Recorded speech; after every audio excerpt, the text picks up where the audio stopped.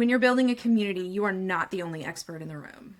And that's how it should be. Like if it's done well, that's how it should be.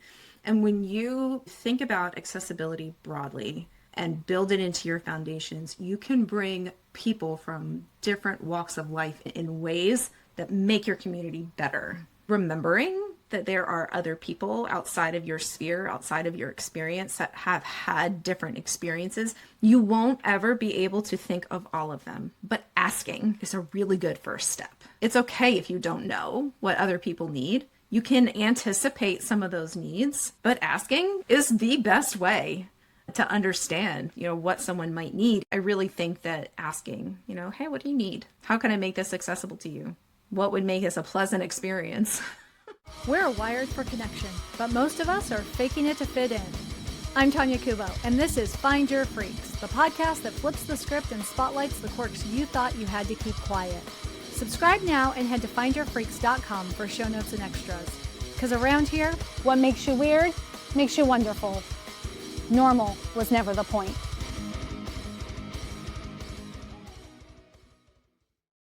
we love to talk about community around here, how to build it, how to grow it, how to sustain it. But you cannot have community without access. And all too often, I have seen in my life, I'm sure if you're listening or watching, you have seen it as well, accessibility gets reduced to a compliance checklist or a really narrow conversation about disability and who actually has the right to access information. So today I have invited Dr. Catrina Mitchum to join us because she's been teaching adults online since 2009. She's a learning experience designer and recovering academic on a mission to revolutionize the online course creation space. Because the great thing about online courses is anybody can create one. And that sometimes is also the problem with online courses, is that anybody can create them and they don't necessarily understand instructional design or accessibility. So Catrina specifically works with overwhelmed small business owners and aspiring course creators who actually care about their learners' success. Catrina, I feel like what you're really here to do today is to remind us that accessibility isn't optional. It's actually foundational to belonging. Would you agree or disagree? Oh, absolutely. It absolutely is. It's foundational to being part of a community. You know, you introduce this as spaces for communities. And if you don't feel like you're included, like you were considered, like somebody thought of you, then how are you going to really feel like you're part of a community? Oh, I couldn't agree more. So let's get into it with, why don't you tell us, who are your freaks and why do you love them? My freaks are people that actually care about learning. And so it's a very small, nerdy group. But really, I think everybody cares about learning, right? Everybody that I talk to has a learning experience in their past that was horrible. For some people, it was scarring. For other people, it was just, it emptied their wallet. But everybody has something in their past learning history that made learning harder for them, right? And we join or sign up for learning experiences because we want something to change. We want new information. We're interested in something. We want to do a deep dive. We want to change something in our lives. Like when we get to be an adult and you buy courses, that's usually what it's for. Whether that's like you're buying a certificate, a degree, just a one-off course from Jane down the street. It's to make that change. And if we are putting up barriers to access, then we're not helping enough people make the change that they want to make. And when we make things accessible to more people, it helps beyond the people that we're trying to help, right? Yeah, say more about that. Because I'll be honest, coming from working in the online space prior to the pandemic, you know, I was one of those people that got tapped a lot when the pandemic hit from so many people who didn't know how to take what they were teaching in person to teaching it online.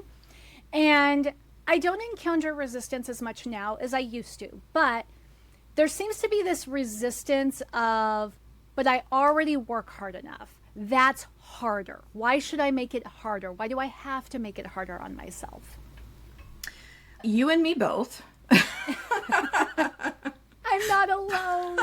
Part of the reason I left the full-time admin faculty gig was the amount of tapping that happened when everybody shifted online. And I get that, right? As a teacher, I get you are doing a lot. And to me, if you're in a formal situation, that institution better be helping you make things accessible. It is their duty.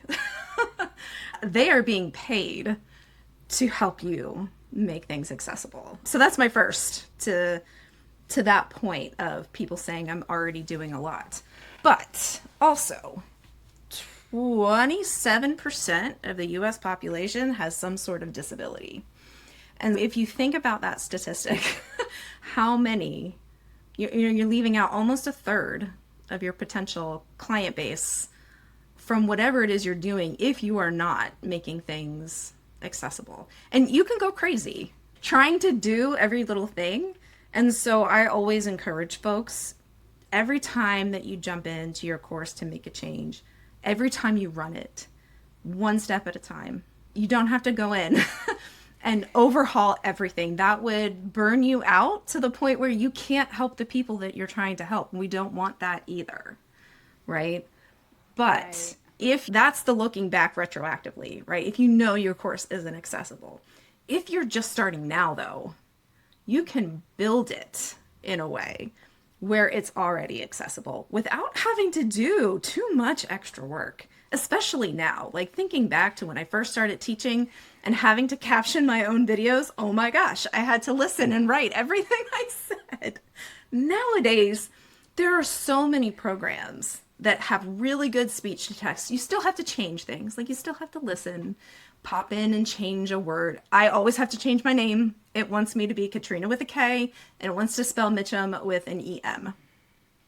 All of them do. But there's so many tools that can make it easier to make things accessible.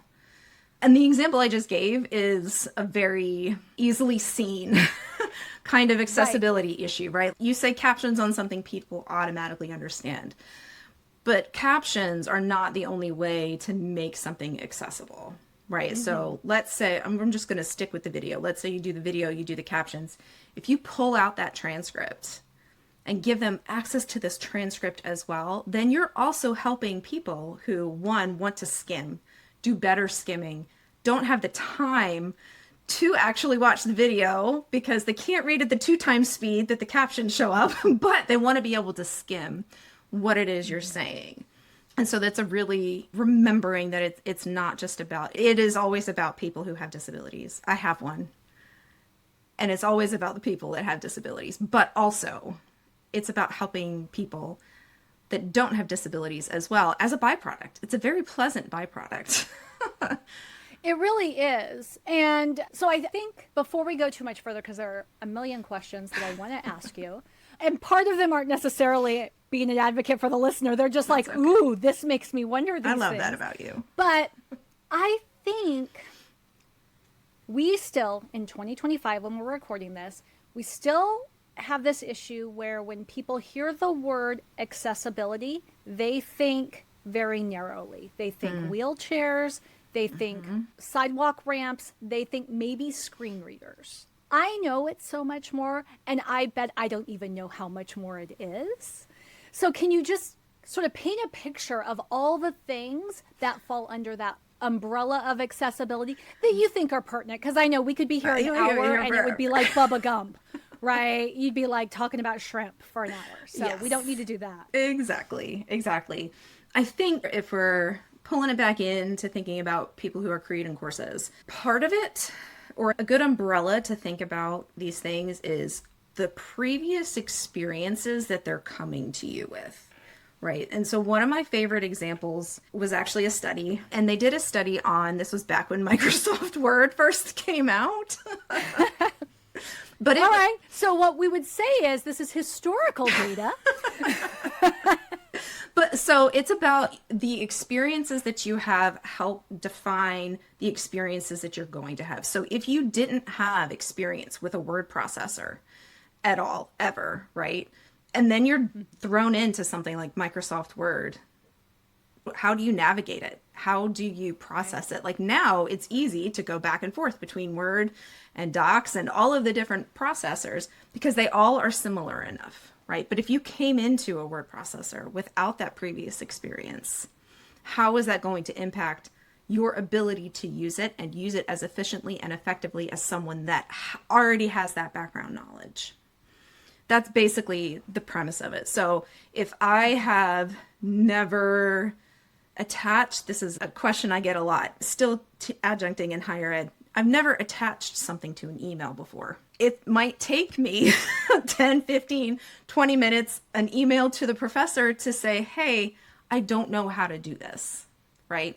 And so as someone that's designing learning experiences, getting out of your own sphere of experience and remembering that not everybody got to the point where they need your help from the same path.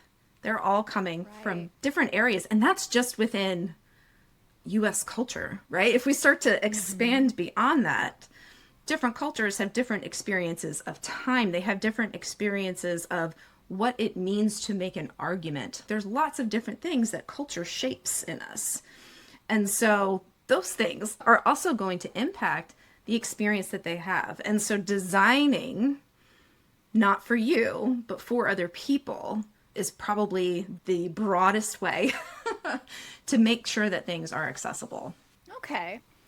So I think what I'll ask first is the barriers. Because I think, from my perspective at least, there are some common boxes to check. I am creating something for an online audience. And so I think of things, for instance, like internet connections. How is this going to work for somebody who lives in South Africa, where they still turn the internet off and on for the whole country at various times? Yeah. How is this going to work for somebody who maybe lives in an apartment complex, and so there's a lot of people tapping into that internet bandwidth at the same time? Yeah. I'll think of different styles of learning. I think my perspective, though, is a little bit more generous than most people because I live in a neurodiverse household. I've got kids on IEPs and 504 plans. My husband teaches special ed. So that's a non-traditional perspective. And then there's things like time zones and languages and just life. Like your point was, some people just do better reading than watching video. The big joke in my peer group is Gen Xers, we can read a lot faster than you can talk on a video. So can you just give us the transcript and we'll call it a day? Yep. But for other people with life context, not everybody lives in a quiet place where they can listen to a video. Yeah. What would you list out? Are there any other kind of common barriers to people accessing your material? Yes, and it's less about accessing content and more about accessing the doing, right? Any good course should start with what they're going to do first and only give the content that they need to be able to do the things that they're trying to do, accomplish the task that they came to you to accomplish. And when we start thinking about it that way, we also need to think about the ability to access the course without increasing cognitive load, right? So cognitive load is this idea that we can only hold so many things and do so many new things at once without like our brain going, yeah, no, we're done. And so sometimes content is the thing that gets in the way, but a lot of times it's overwhelm. So content they don't need, or activities and content that don't talk to each other, or activities that don't give enough context for them to be able to do the thing. So saying something like, why do you get up in the morning? Well, for me, it's because my kid has thrown up all over me, or, right? Sometimes it's your kids. Some mornings it's my hip hurts because I slept on it wrong, or my neck hurts because I coughed.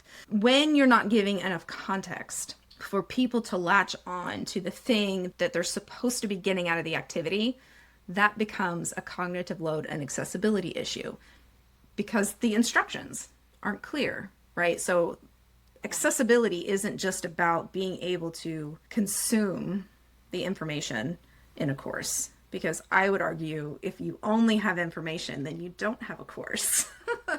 It really is about being able to use it and use it in ways that are going to help your clients to get to the goals that the course set out for them. Okay. Do you have maybe a common example or a recommendation of what that could look like in a specific instance?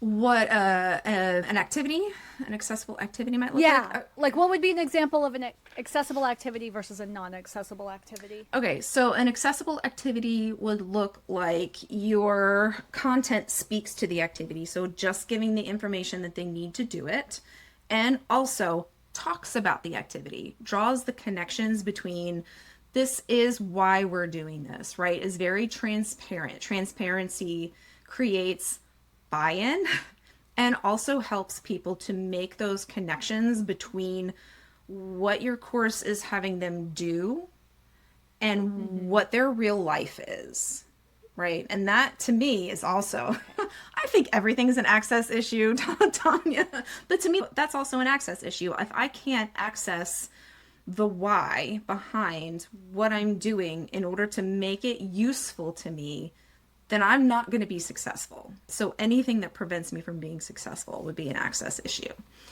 And so making those connections, explaining why, having the activity be something that is, I'm going to go back to my earlier example of why do you get out of bed in the morning? Usually that question, right, is to help you figure out what to do with your life, what your purpose is, what your job might be. That's a very simple question for a really big answer. And so painting a scenario or painting a few scenarios, giving options, remembering that people like to have options.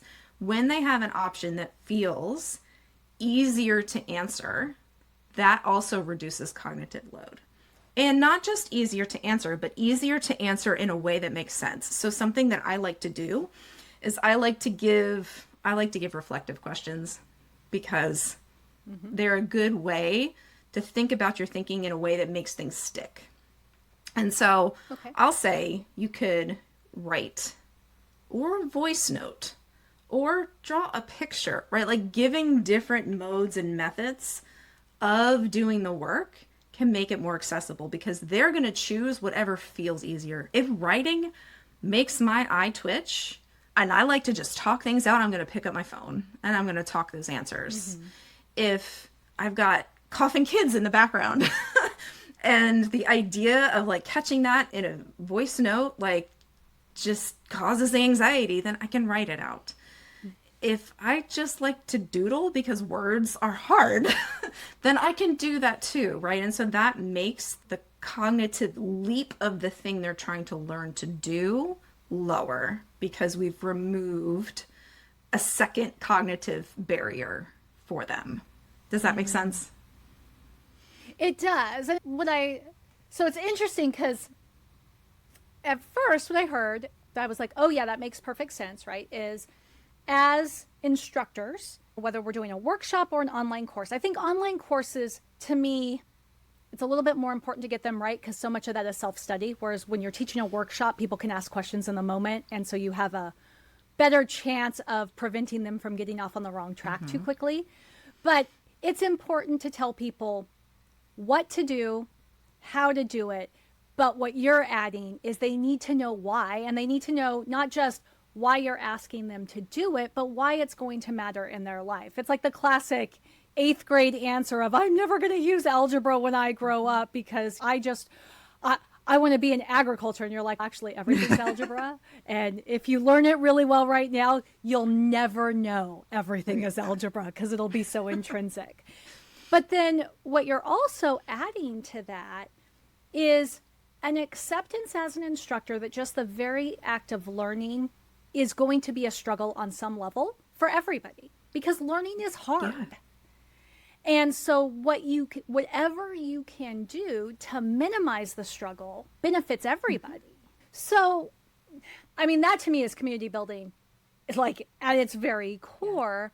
How do you think rethinking accessibility shifts how we can build community in these learning environments? Because I think learning community is really popular right now. I don't think that's ever going out of style. So how does it shift with rethinking accessibility? Yeah, when we rethink accessibility and what it means and how broad it should be, right? And we also build it into our foundations, then we're already creating spaces that invite more people in to be successful. and to lean on each other and to come from different walks of life, because community isn't just about gathering people, right? It's about gathering people that can help and support and love on each other, for lack of a better phrase. But everybody, when you're building a community, you are not the only expert in the room. And that's how it should be. Like, if it's done well, that's how it should be.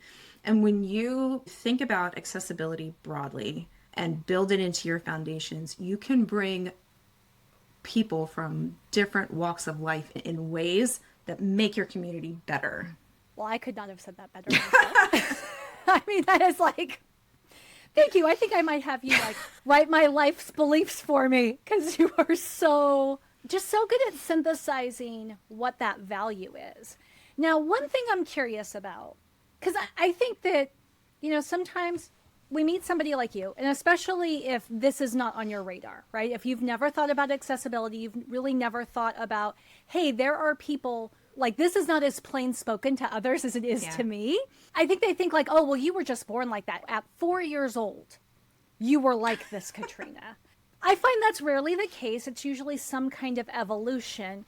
For you, where did the passion for accessibility come, and at what point, if any, did it shift from being compliance focused to actually more about caregiving? Because what you just described is very much caregiving in a professional and collective sense. Well, I think it always started there. So my youngest sister, we found out later in life, has hearing loss. And we're 7 kids. We were loud.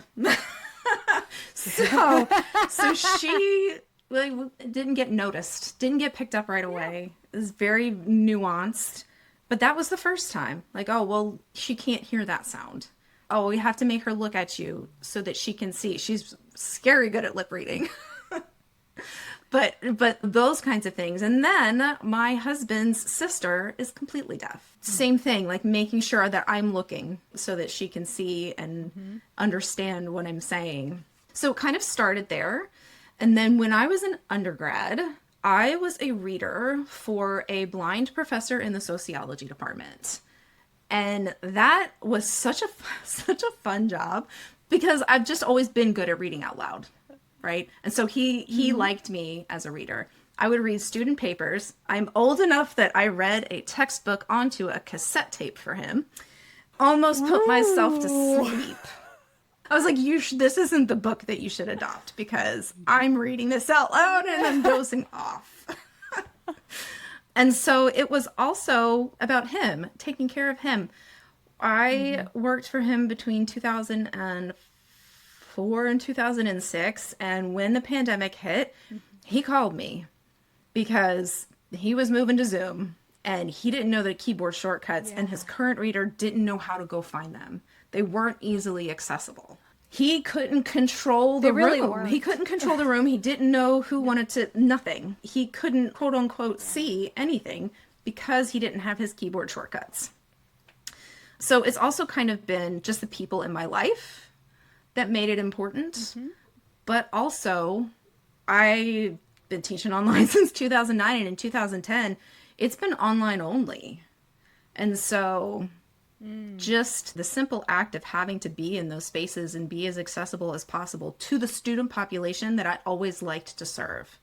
And that was non-traditional community college students who were often not served the first time they went into formal education, right? For whatever reason, but it was often because of an accessibility issue, either the language, or they had an undiagnosed disability, or whatever they were living out of their car. Sometimes that was the access issue. And so for me, it's always been about people. And then as I learned more and progressed in my studies, I realized, oh yeah, there's legal compliance. That's good, but it's also not enough, because all of these people were supposed to have been served by this legal compliance and aren't. They haven't been. And so that's kind of when I got a little angry. But even there is a popular system for evaluating courses in higher education. And they do have accessibility as part of their checklist. And it doesn't always include the things that to me would really make it accessible, like that pulling out the transcript. That's not part of it. But it's a very small, simple step. If you've already got captions, that can just make something that much more accessible to that many more people. Yeah. Okay. So I want to talk a little bit about tactics, but I feel like in order to really do this conversation justice, before I can talk about tactics, because I do think there are people who would do better. And because they don't know what they don't know, they aren't even aware of what's out there or possible. But before we talk about how to do this stuff, I want to talk about something that I don't see as often as I used to, but I still see it enough that makes me feel like it needs to be addressed. And that is, and I'm going to use my own language around it, but forcing people to pay premium prices for accessible information. What I'm talking about, this is a podcast. I have seen for years, right? If you want to get access to a podcast transcript, you've got to pay a certain amount to the Patreon or some kind of membership listener supported thing, right? And a lot of times that premium content, or what is pitched as premium content, is a recording that you can watch at 1.5 or 2x speed. It's the transcript. Sometimes it's backstory, right? To really give you context to the interview. Give me your thoughts on that, and I guess I'll leave it there. I don't want to put too much of my own. It is all bullshit. I'm just going to call it like it is. Nobody should be doing that. You should not be withholding that kind of information, right? Because all of those things paint a full picture for different people coming from different perspectives. And so some people need that context to really understand the episode. Knowing my background is going to help you a lot in understanding this episode. The thought of withholding a transcript from someone for a podcast, that just makes my blood boil. I'm just going to put that out there because that really is like a whole group of people that can't get the information. They can't be part of the conversation, right? Like a good podcast, I want to jump in on that conversation. I want to ask questions. I want to participate. And they can't be part of that asynchronous conversation if they don't know what the conversation is. So yeah, that's my answer. Okay. All right. I like your answer. So let's talk to the business owner, because this is the follow-up, right? Because I always hear like you have to charge for that. Before platforms just auto caption things, that would be the same thing as it costs. It costs to create these things, even if you're using something like, say, Otter, which will do machine transcription for you. What would you suggest for business owner, course creator, that they could do right now to make their spaces more accessible?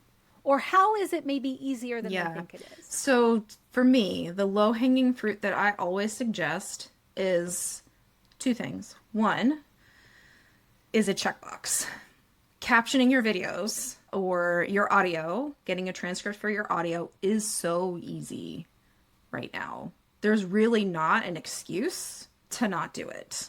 There are lots of free and cheap programs that will do it for you and do it pretty well. You do want to make sure they're correct because my favorite example is one time I was recording a video, this was years ago, and I said the rhetorical act and the AI thought that I said rhetorical crack, and that completely changes the tone of what I was saying. And so you don't want to have rhetorical crack in your videos. So that's an easy checkbox legal issue, right? The other one is something we've already talked about, and that's the why. It is easy to go in and say, okay, well, why am I having them do this? And then just tell them why you're having them do this. If you, let's say you already have a course, it's something you can go in and just put in text, right? It doesn't have to be like, I have to re-record all my videos. No, you don't. You can write why, big, bold, why this is happening. Make it a box in your course. We're doing this because. Make it a transition from one lesson to the next. So it becomes a little mini module. And maybe that's just a recording, right? Just an audio recording with a short transcript, a few sentences of, this is what we did. We did it because of this. This is how it's going to help you next. We're doing this because it's going to help you get to that goal. the explaining of the why is another really easy one that can have a really big impact. Yeah, well, and I like how you mentioned just how easy things like transcription and captioning are now. Because this is one of those things, and I've been guilty of it as well. We use software tools. We take some time and effort to learn them when we adopt them, but then we don't necessarily stay updated with their improvements. Now Zoom will auto transcribe and send out notes. So you don't have to pay extra for a tool like Fathom or a tool like Otter. You used to have like rev.com in order to have live captioning, but now Zoom will do that. Google Meet does it, not nearly as good as Zoom. I wish Google Meet did it better. And then you mentioned, I do think the most common mistake is that people trust technology a little too much and they don't review their transcription. So I'm really glad that you mentioned that. Do you see any other common mistakes that people make in an honest attempt to be accessible, that they just didn't know what they didn't know? I would say that those are the big ones, but also having images that don't have alt text. Talk about that, because I think most people don't understand the way alt text. I'm not sure I do, actually. I'll be honest. Like, I know what I've read about it, right?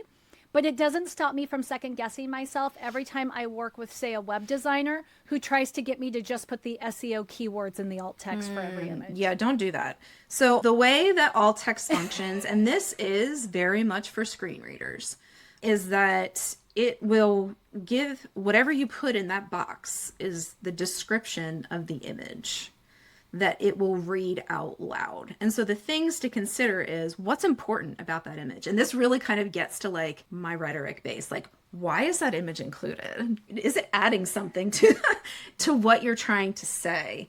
People tend to get in trouble if they use tables, because screen readers and tables have a difficult relationship sometimes in terms of the order in which things are being read. And that can depend on the screenwriter. Like, there's so many things that go into making something accessible in that way. I will leave tables off of the table right now and just talk about alt text.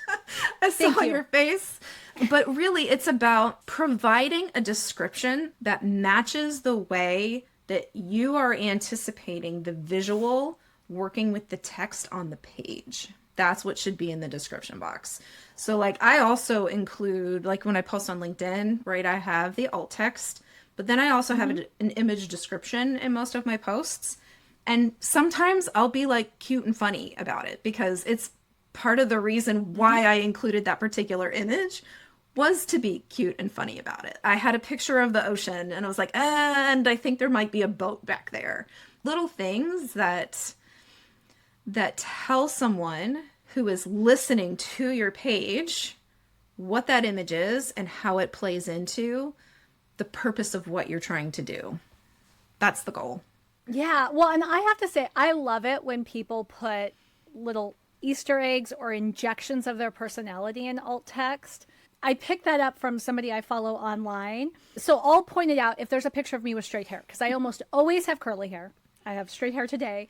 But I will say, contrary to her norm, Tonya is pictured here with straight hair, probably because she hasn't washed her hair in 5 days. And it feels to me like what that does is it invites people who need the screen reader into the full experience of working with you, of processing your content, versus a light-skinned woman with medium brown hair and slight streaks of silver, blah, blah, blah, blah. I have an image that I use sometimes on my YouTube thumbnails where I'm like, my fingertips are together and I'm looking at the camera like I'm plotting an evil plan, and I will literally put that in my description.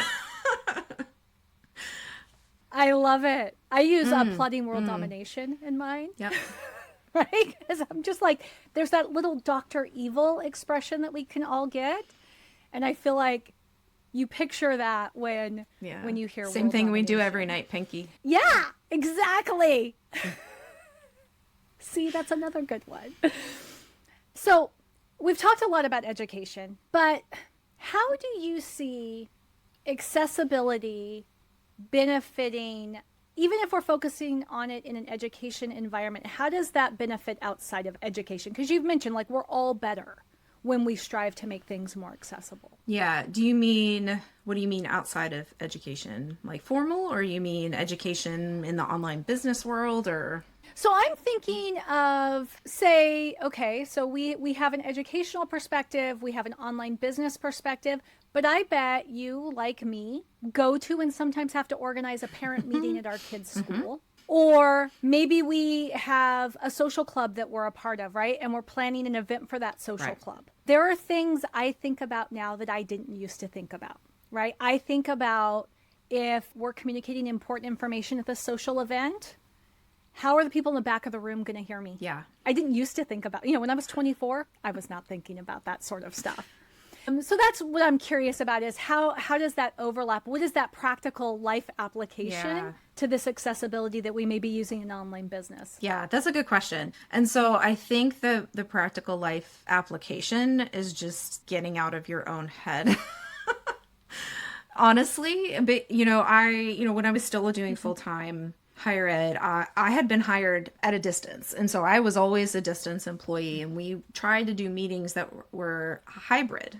And I had to do a whole proposal about how to actually make the online experience something that it can't be the same because it's different, but it can be equivalent, right? We can still have a good experience if they're not forgetting that the group of us is over there sitting on Zoom, listening to them in pods, and we were just left to our own devices. And so just remembering that there are other people outside of your sphere, outside of your experience, that have had different experiences. You won't ever be able to think of all of them, but asking is a really good first step. It's okay if you don't know what other people need. You can anticipate some of those needs, but asking is is the best way to understand, what someone might need in those parent meetings, or if you're organizing the party at school, right, for your kids' class. And these are all parent related because my kids just went back to school this week, and that's all I can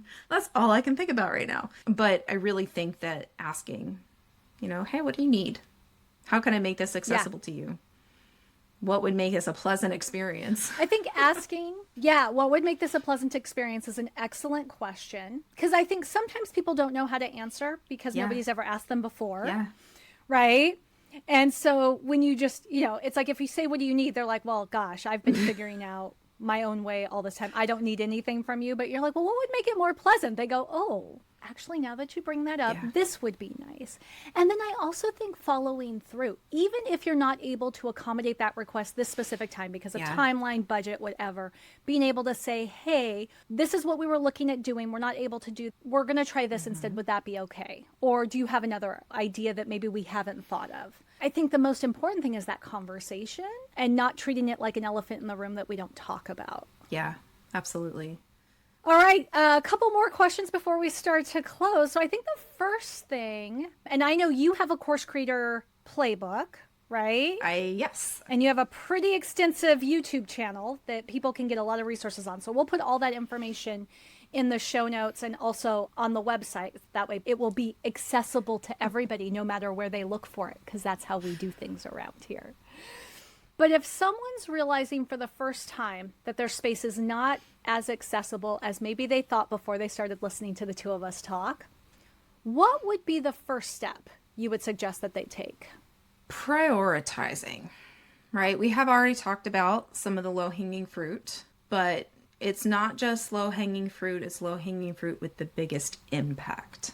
So I would suggest asking who's taken your course, right? It always comes down to this communication factor, right? Like, hey, I am considering doing this, or this to make my course more accessible right now. Which one would make this a better experience for you, or would make you more successful in this program, or, whatever the thing is, letting the people that are in your programs help co-create an accessible space with you is a really good place to start, because that it's having a bigger impact. And so should hopefully feel like less of a lift if you're retroactively making things more accessible. Okay. And then I think there's that person, and then there's the person who's already wrestling with it, already knows and just feels like they have so much distance to go from where they're at now to where the ideal is, right? So they feel like they're never going to get this accessibility thing right. What would you suggest to them? Remembering that it is always a moving target. as as painful as that might be to hear, there are always going to be things that we could do to make it better for other people. And so as long as you are taking the next right step for you and your community, then you'll be okay, because you burning out is the last thing that we need as well. And so it is about prioritizing, but also not letting your brain run away with the 80 million things that you could possibly doing, and just focusing on what the next right thing is. Right. Letting that perfectionistic mindset get in the way of you doing anything. Oh, I love that. That's so encouraging, because it would be easy to say, well, this is the ideal and do this or nothing. But letting people know that there's grace, we're all making incremental progress the best that we can. And technology advances all the time. I mean, there's things like you said earlier, we can do now that we could not do before, or at least we couldn't do it as easily before. Like, I remember listening to my recordings and hand typing my transcripts. That was fun. So painful. So painful. I don't know what was worse, the typing or the hearing my own voice. I think it was the hearing my own voice part. Yes, it was. But you do eventually get used to that. So you do. Yeah. No, you're right. But thank you for taking me down that walk on memory lane there. So, okay. Now we have come to the end, which is our Freak Flags Fly segment. And it's just a quick round, 5 fast questions, no wrong answers. You get to just give whatever comes to mind. Are you ready? Sure. All right. So finish the sentence. You're my kind of freak if. You've won a trophy for reading. Ooh. I want to see that trophy if you have one. All right. What is something you love that your friends just don't get? Oh, spreadsheets. I don't get it, but I appreciate you. What community would you infiltrate just to understand it better? A community filled with the full scale and spectrum of neurodiverse folks. Ooh. That would be a fun community. It would. And I think that sometimes, like, the diversities, right, kind of group together, at least in my experience, but having everybody in a space. So it's a made up space, I think. I don't know that space exists, but that would be the space. That would be a fun one. Okay. 2 more questions. Which tool, ritual, or practice helps you stay most connected to your people? I write every morning, which sounds cliche, but but with a background in writing, I can't help it. But it's also just like a brain dump. Sometimes it's just a brain dump and I need to just like get it all out. That with a cup of coffee. If the coffee doesn't come with the writing, then my system is messed up. That's good. I have to be caffeinated as well. All right. And finally, who is someone doing freakishly good work who deserves a bigger stage?